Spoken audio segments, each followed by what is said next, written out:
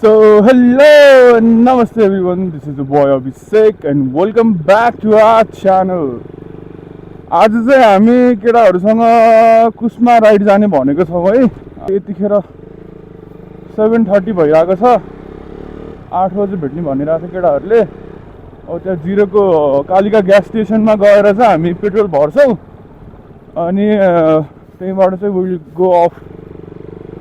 धेरै पछि राइड निस्क्या हामी हैन। यो हाम्रो एकजना दाइ हुनुहुन्छ पर्की मोटो ब्लग्स, पनि एकदम खतरा बवाल राइडर प्लस मोटो ब्लग पनि गर्नुहुन्छ उहाँले हैन। अनि एकजना साथी चाहिँ उहाँको जिम बडी म चाहिँ अलि इन्ट्रोड्युस गर्छु उसलाई हैन। हामीसँग आज दुईटा BS3 ड्युक 390 छ हैन। ड्युक 390 को ओनर चाहिँ हाम्रो समीर दाइ पर्की मोटो ब्लग्स। दाइको एंगलबाट पनि हेर्नु होला, ब्लग्स आउँछ हैन। दाइको भ्लगको लिंक पनि म डिस्क्रिप्सनमा राखिदिन्छु। अनि हाम्रो एलन तामाङ भाइ, ऊ चाहिँ हाम्रो दाइको जिम बडी हैन। उसको पनि क्लासिक 350 छ, जेजी इन्जिनवाला नयाँ मोडलको हैन, म्याट ब्ल्याकमा। सबै ब्ल्याक आज चाहिँ हैन, मेन इन ब्ल्याक हो क्या ल राइट सेफ दाइ है। ल ब्रदर, ल राइट सेफ, ल बिस्तारै जानुपर्छ। So off we go. अब हामी चाहिँ यता हेम्जाको रुटबाट जाने प्लान छ है। भर्खरै चाहिँ यता कालिका ग्यास स्टेसनबाट अफ भयो हामी चाहिँ अब यो पर्साङको Baglung Pokhara highway BP highway भन्छ त्यो बाटो चाहिँ जाँदैछौँ। हेम्जामा अब गाडी बाइकहरूको यसो टप स्पिड पनि चेक गरौँ भनेर त्यही बाटो जाने भने। अब फर्स्ट प्लान चाहिँ हाम्रो यता सारङकोट हुँदै कर्नरिङ गर्दै जाने प्लान थियो। अब होइन, लङ रुट नै लिएर जाउँ, रमाइलो गर्दै जाउँ। अब त्यताको भ्यू कस्तो हुन्छ, त्यहाँबाट माछापुच्छ्रे हिमाल देखिन्छ कि के गर्छ। ल हामी चाहिँ अहिले स्टप लिएको छौँ होइन। बाइकमा हावा अनि चेनमा चाहिँ ग्रिजिङ गर्दैछौँ। अब यो हल्का हेम्जाको बाटो स्टार्ट हुने बेलासम्म चाहिँ यत्तिकै अफ रोड छ होइन।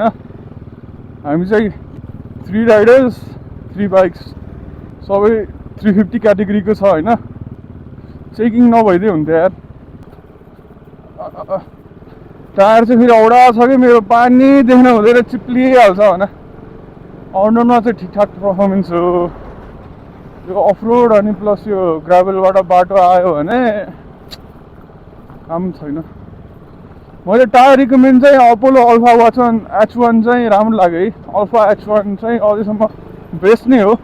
इन्डियन र नेपाली रोड स्ट्रक्चर्सको लागि बनाएको त्यो टायर होइन, राम्रो छ। अरू टायर फेरि कस्तो छ भने पर्फर्मेन्स बेस्ट टायर चाहिँ हजुरको छिटै नै उ भइन्छ। कहाँ भित्रबाट चलाएको पानी हाल्दा रहेछ, म त के गरेर हो भनेर। बल्ल अन रोड आयो यार। यो हेम्जाको बाटो चाहिँ बबाल मजा आउँछ कुदाउन होइन।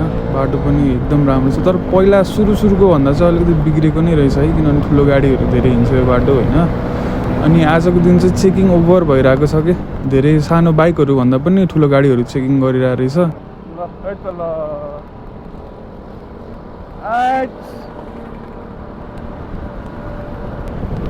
आज त हिमाल देखाएको छैन है। अब यस्तो बल भ्यू आउँथ्यो हिमालको होइन, आज हिमालै छैन होइन, ग्लुमी छ डे। अहिले फेरि कस्तो भइरहेको छ भन्दा पुरै जङ्गलमा चाहिँ डढेलो लागिरहेको छ क्या ठाउँमा। अस्ति भएर पनि यता पोखरा पामे साइडमा पनि ठुलो डढेलो लागेको रहेछ होइन। त्यो क्लिप मैले पाएँ भने राखिदिन्छु। अनि अस्ति म काठमाडौँबाट फर्किँदा पनि बाटोमा क्या पुरै उता मुगलिङबाट नै यता तनहुँसम्म आउँदाखेरि पुरै डढेलो क्या। अनि काठमाडौँको पल्युसन पनि वर्ल्डको नम्बर 1 मा पुगेको छ भन्ने सुनेको थिएँ होइन।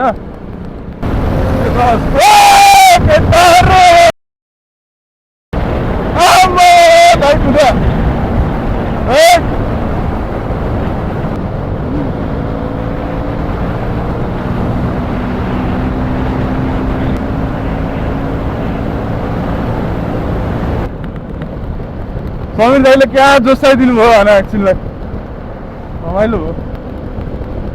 कालिका चोक आयौँ हामी चाहिँ। अब यहाँबाट उताको स्टेज पनि बवाल छ।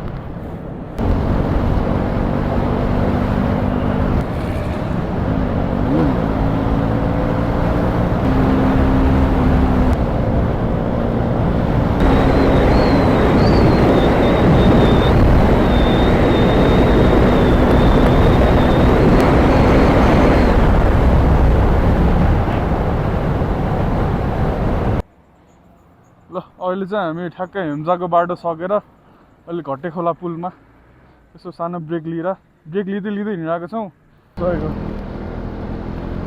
पुरै टायरले फालिरहेको छ कि बाटै फालिरहेको छ। टायर तताउनु पर्छ एकछिन कर्नरमा चाहिँ हल्का, धेरै हार्ड नलिउँ होइन। ग्यासमा कस्तो फालिरहेको छ कि मैले धेरै टाइमपछि राइड गरेर पनि होला यार, लगभग 3-4 महिना थन्कियो क्या यो बाइक होइन। कसैले चलाएको थिएन, टायर पनि हुन्छ नि त, त्यो क्र्याक्सहरू आउँछ नि त धेरै नचलायो भने।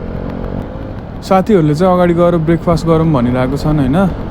अब अगाडि हामी यता नाउडाँडा भन्दा पनि उता लुम्ले भन्दा उता ढाबा भन्ने ठाउँ छ, त्यहाँ चाहिँ एउटा मनिषा होटेल भन्ने छ कि, त्यहाँ गएर चाहिँ ब्रेकफास्ट गर्छौँ। मैले सायद त्यो सिन चाहिँ राख्दिनँ होला फर प्राइभेसी रिजन।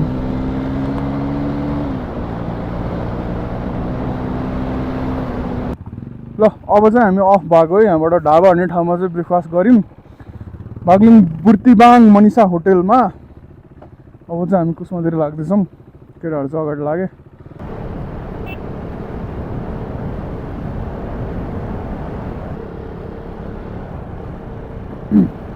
बाइकमा मेन भने कन्फिडेन्स हजुरलाई इन्जिन ब्रेकिङमा प्लस आफ्नो गाडीको ब्रेकिङ कस्तो छ। अब मेरो चाहिँ BS3 मोडलको 390 हो होइन। यसमा अगाडिको फ्रन्ट डिस्क सायद 300 mm, 300 पनि होइन 280 mm को छ क्या अगाडिको, एकदम सानो छ होइन। अनि ब्रेकिङ चाहिँ खासै राम्रो छैन क्या यसको। अनि you have to solely depend on the engine braking के यस्तो कन्डिसनमा, यस्तो सिनारियोमा हाइवेमा चाहिँ। त्यो बेलामा चाहिँ हजुरलाई आफ्नो बाइकको नेचर, जस्तै मैले अहिले गियरै के अरे ब्रेकिङ नै गरेको छैन, इन्जिन ब्रेकिङ गरेँ भर्खरै होइन।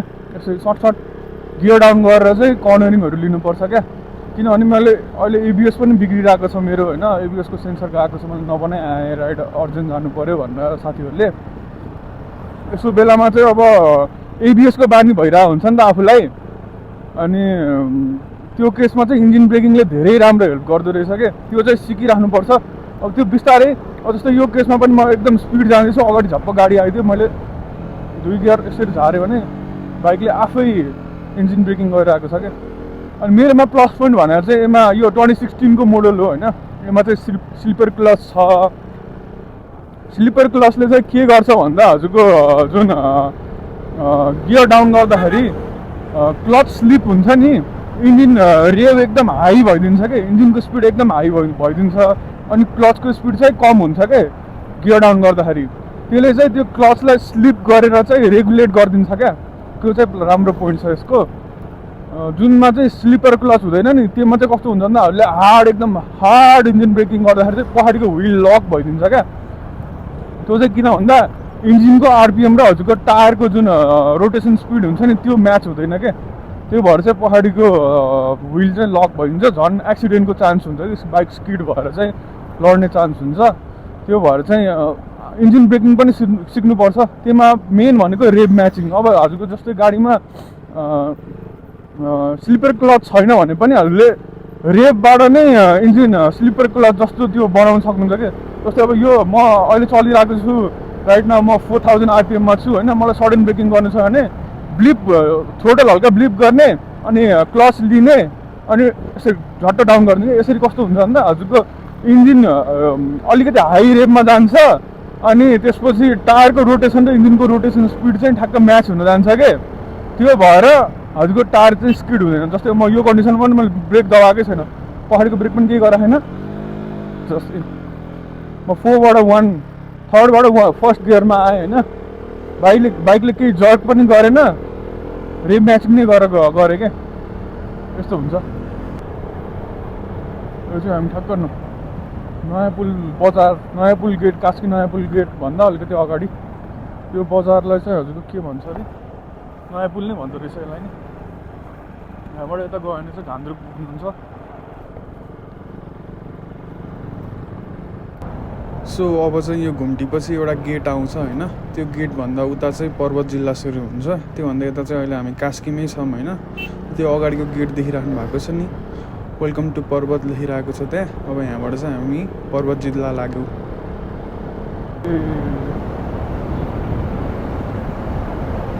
नकुदामा त्यहाँ पनि अगाडि पनि स्वाट्ट खाल्टो छ, फेरि औडा हुन्छ ब्रेक लागेन भने।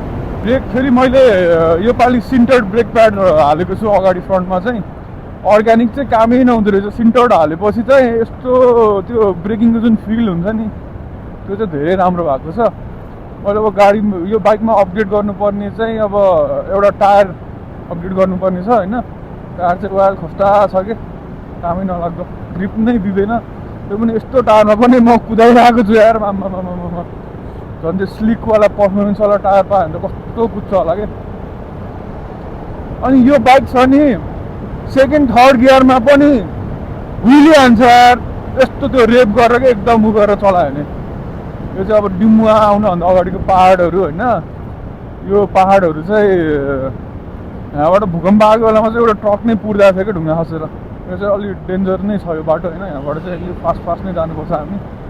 अब यो गेटबाट चाहिँ कुस्मा नगरपालिका चाहिँ सुरु भयो। साथीहरू चाहिँ अगाडि पुगिसकेका छन् हाम्रो 390। अब यहाँबाट चाहिँ मेन कुस्मा बजार सुरु भयो होइन। हामी चाहिँ यता शिवालय चोकबाट चाहिँ लेफ्ट लाग्नुपर्छ।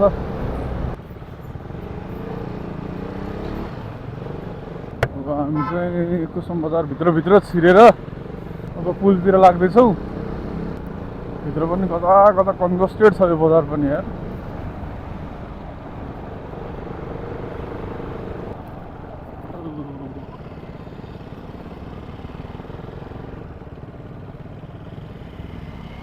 जान्छु अब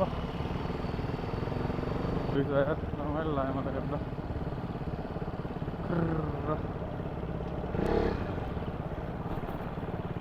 ल हामी चाहिँ यो पुलमा आइपुग्यौँ। बडागाउँ कैया झुलुङ्गे पुल निर्माण उपभोक्ता समिति पर्वत बागलुङ। कस्तो भइरहेको छ त अहिलेसम्मको राइड? बवाल छ नि त होइन। मेरो गाजन बेल चाहिँ अहिलेसम्म झुन्डिरहेको रहेछ यार, झर्छ होला सोचिरहेको थिएँ। ल ठिक छ। यो यता पारीको साइड चाहिँ पर्वत, त्योभन्दा उता चाहिँ बागलुङ बलेवा साइड पर्छ। गाईलाई वा रमाइलो लाग्छ। ल हाम्रो ग्याङ पनि जाँदैछ बिस्तारै। हाम्रो होलिगन्स ग्याङ, होलिगन्स पोखरा। ल ल बिस्तारै ल।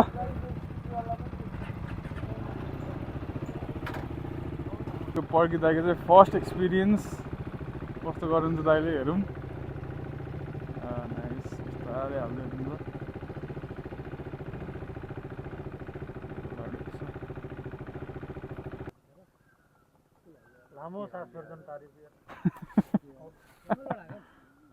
भन्दै गर्छु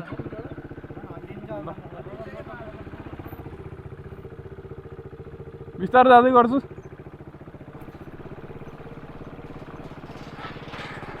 ओ बबाल, वाइल्ड यार, यस्तो बब्बाल भइरह। ओ नाइस यार।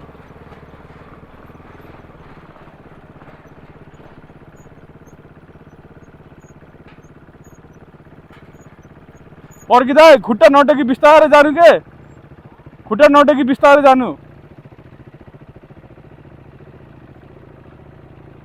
भाइ पुगिसक्यो उता, जानु जानु बिस्तारै ग्यास दिनु दाइ, बिस्तारै खुट्टा माथि नि राख्नु।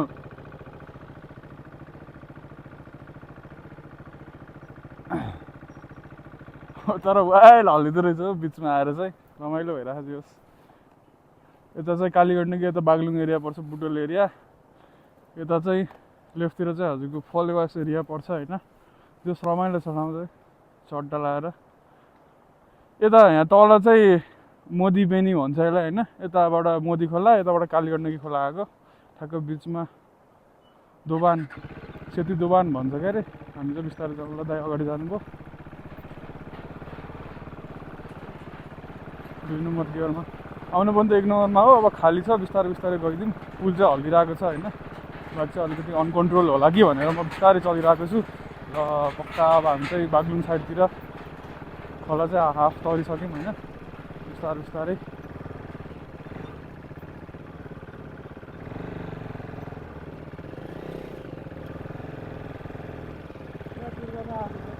हजुर ल हामी चाहिँ पक्का पारौँ बिस्तारै।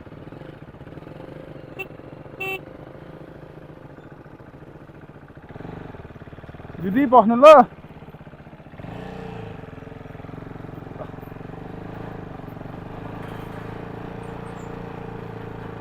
पक्का पारौँ जानेछौँ होइन, सर्ट लगाएर सही हो सबैमा।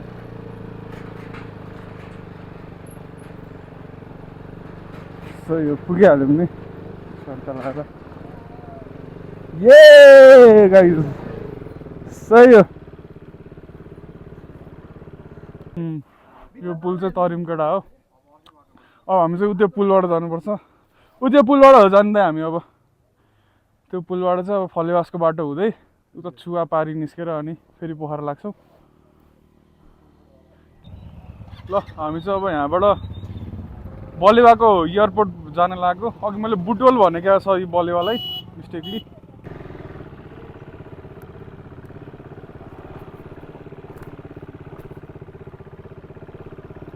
पनि इन्जिन ब्रेकिङ फर्स्ट गियरमा इन्जिन ब्रेकिङ गर्दै हल्का हल्का क्लच लिँदै जानुपर्छ।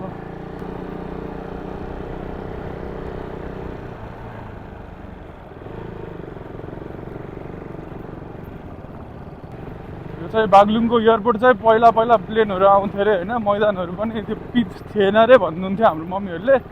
तर यसमा धेरै प्यासेन्जरहरू भन्दा पनि त्यो गुडिजहरू ल्याउन के जस्तो सामानहरू अब त्यस्तै आपतकालीन उमा चाहिँ युज भइरहेको रहेछ। अस्ति नै जुन 72 सालको भूकम्प आएको थियो नि, अर्थक्वेक आएको, त्यति बेलामा पनि युज भएको थियो अरे। त्यसपछि चाहिँ भएको छैन भन्ने सुने हो। एक्चुअली त्यतै गएर बुझाउ त्यहीको जनतालाई के कस्तो छ।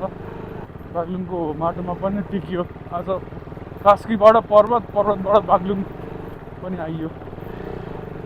ल अब चाहिँ हामी नेपालको धन हरियो वन, यो चाहिँ सल्लाहको रुख होइन दाइ, यो सल्लाहको रुख होइन दाइ।